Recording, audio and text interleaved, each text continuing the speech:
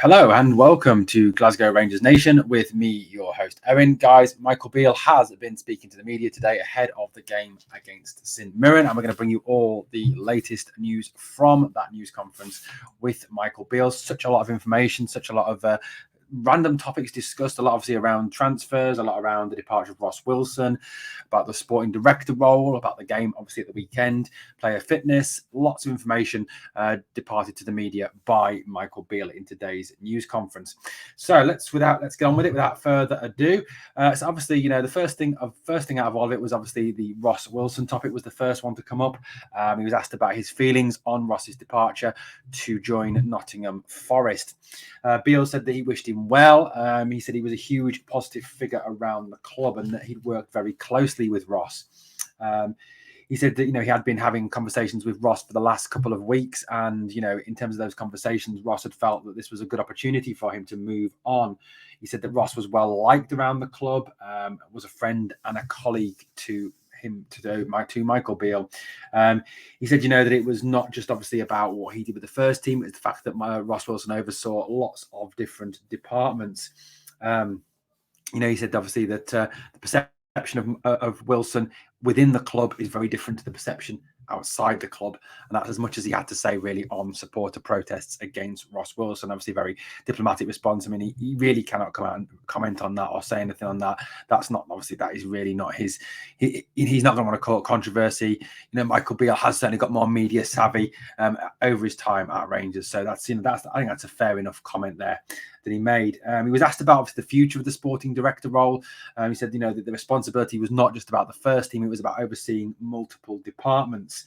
He said about the fact that at the end of the day, it's not just about the first team, it's about the women's team, the B team, the academy, all those areas that the sporting director oversees. And that was obviously a decision for the board to make as to what that future role would encompass and who would obviously take over that role.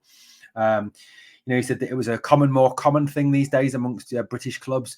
Certainly something that have been just isolated to mainland European clubs in the past, but certainly something that is more prevalent in British clubs now. And I think, speaking personally, it is a role that you need now. You really want your manager just to be there to identify the players he wants, to coach the first team and to concentrate on that and that alone. The days of, managers doing everything is over. It's too much now. You need that manager to be concentrating on the first team, not worrying about the academy, the reserves, the under 21s, signings, contract negotiations, etc.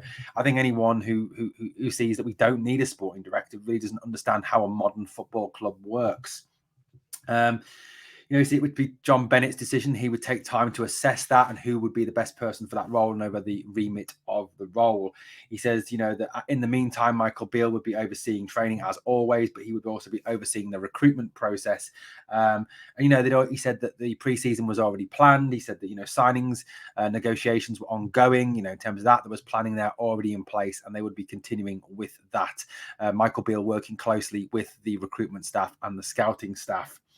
He said he would be running it until obviously a time when the board decided that someone else would be brought in. But the way he was talking was very much that any recruitment or any sporting director will be signed in the summer, which kind of gives you a hint that maybe Rangers are looking at someone who's already in a job rather than someone like John Park, who would just be a case of stepping him up.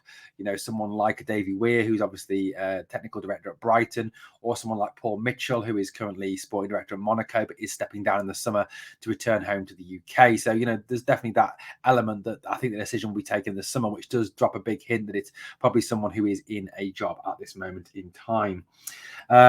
He said that obviously Ross Wilson had been through 3 managers during his time with the club. Inherited Stevie, then obviously Giovanni Brown-Bonkhurst, and then obviously Michael Beale. He said he'd had highs, the league win, the cup win, the Europa League run. But he said that Ross Wilson felt it was a good moment to move on. A good moment for him and his family. He said that the recruitment plans, again, he emphasised, were underway. He said that Rangers were currently speaking to players, had targets, were already speaking to agents, but was not prepared to put any more flesh on the bones or talk about what players the club was interested in, which I think is the right thing to do. You don't come out, you don't say who you're talking to, you don't give anything away. You don't want to risk that. If it becomes aware that certain players are available, that you want, it can bump the price up as other clubs come in, perhaps the bidding war. it's very sensible for Michael Beale, obviously, not to talk about, but interesting nonetheless that it's clear that Rangers are already aggressively planning. They're working towards next season already and working towards bringing in players to develop the squad for next year.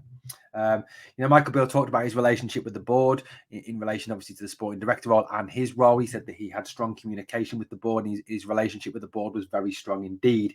He said he had a direct line to John Bennett and also to Stuart Robertson. And obviously, could speak to them on a daily basis if required. He says, obviously, it's down to the board. Again, he emphasised this about the sporting director role. He talked about the fact that it's now the norm in the UK, and like I said, but that was down to the board to decide. He was then asked about the Celtic game. Obviously, brought up the Old Firm game. He talked about, obviously, did Michael Beale have any in conversations with the Scottish FA or with the head of refereeing in Scotland? He said no, he didn't. He said that he now realises that one of the assertions that he made after the game was wrong. He said that from the angle that he saw it, he thought Jota handballed it. He now said that he didn't. He doesn't think that is the case, and it wasn't a handball. However, he is sticking by his assertion that the Alfie goal should have stood, which I think 99% of people in this country, people who know about football, 99% of referees, ex-referees, 99% of fair-minded players, ex-players would accept that goal should have stood. I think it's only the most one-eyed Celtic fans and one-eyed Celtic players that would admit that, would still assert that goal should not have stood. He said that game's done. He said he's disappointed with the result, obviously, but it's time to move on. It's time to build on towards this week and the rest of the season. And he wouldn't be dwelling on that. Yes, he's disappointed, but no, the focus now moves to moving on. Very much a forward-thinking ethos that Michael Beale does bring to the club. He was asked about fitness of certain players and injury problems within the club. He talked about the fact that obviously Connor Goldson continues to be out, hip flexor injury. He said he was touch and go whether he'd be available for the Aberdeen game next week, but he said he hoped he would be available for the semi-final at the end of April at Hampden Park against Celtic. He said, however, for the game on Saturday, Ridvan Yilmaz, Antonio Cholak, Scott Wright, Ryan Jack and Ryan Kent would all be missing that game. He said that Yilmaz and Cholak had come out of training earlier in the week, that as had Scott Wright. He said that Ryan Jack opened his knee yesterday. Nothing too serious, he said, but he won't be able to play on Saturday. And Ryan Kent hasn't trained all week after apparently landing strangely and getting some pretty heavy bruising, which means he isn't able to play on Saturday. So obviously the team will be changed greatly. And I think obviously, the fact that some of those players are only squad players and have not been part of the starting 11 on a regular basis doesn't really influence that. Yilmaz, Cholak, Wright have not played a great deal of games. Obviously, the loss of Ryan Jack is a big one, given the fact, obviously, he's part of that midfield and he runs that midfield and, he covers for Tav, he covers for Borna when they go forward. He's he is the kind of the general of the midfield, isn't he? So he will be a big loss, no doubt, replaced probably by someone like Glenn Kamara or, unfortunately, like someone like John Lundstrom.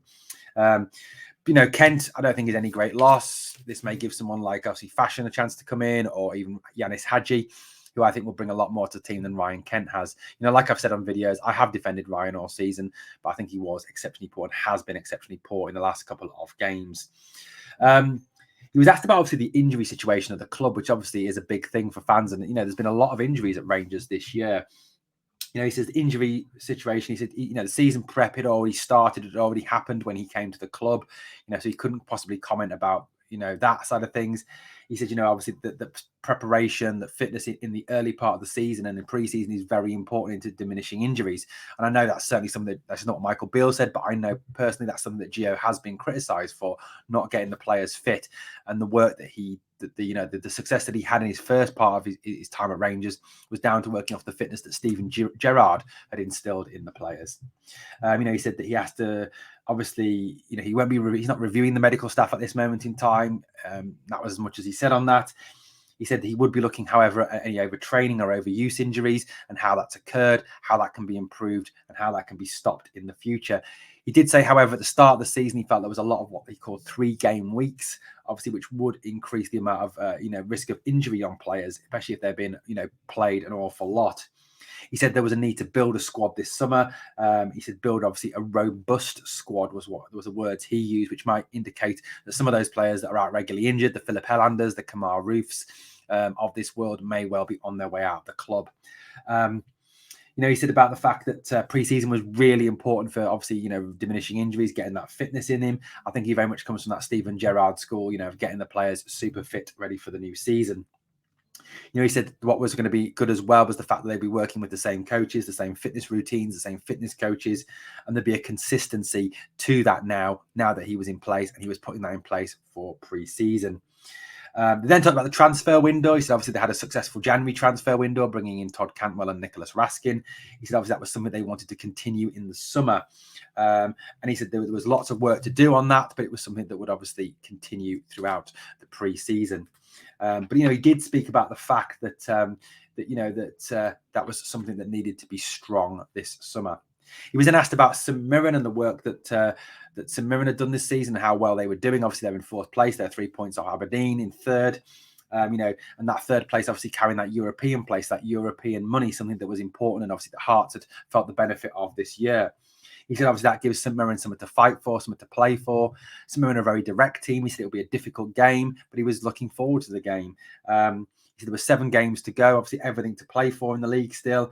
He said obviously, they were looking to bounce back, and then he'll be fielding what he called an exciting team on Saturday, and he was excited about the game. He talked as well about the fact that he had obviously, he had to maximise the budget that he has. Interesting words there. But previously he's indicated he's got more money than other Rangers managers. But is that changed now with the news about the accounts? The fact that money from Bassey and Aribo and Patterson has gone for paying loans, for that Edmiston house, for paying off Gio. Is there perhaps a little bit less money there than perhaps he was anticipating? Who knows? I guess only time will tell on that one. He said that they would be looking obviously into the Bosman market, free players on a free. There is a number of players obviously would be available on a free. I suppose one of the ones that springs out is goalkeeper Jack Butland, who will be available on a free transfer this summer. Again, is that a goalkeeper that Rangers want to target?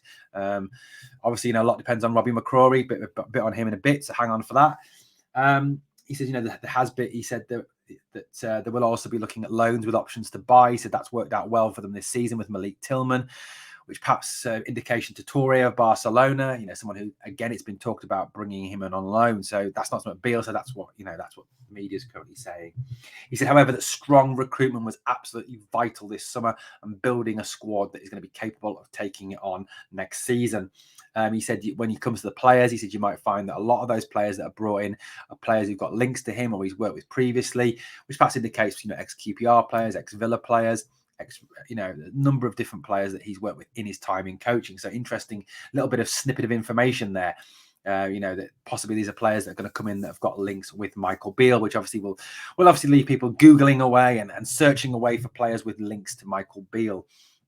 He talked about the fact that he was asked about the fact that, will he be giving minutes to players who have not had a lot of minutes previously and have been waiting to get those minutes in these final few games, to which he responded.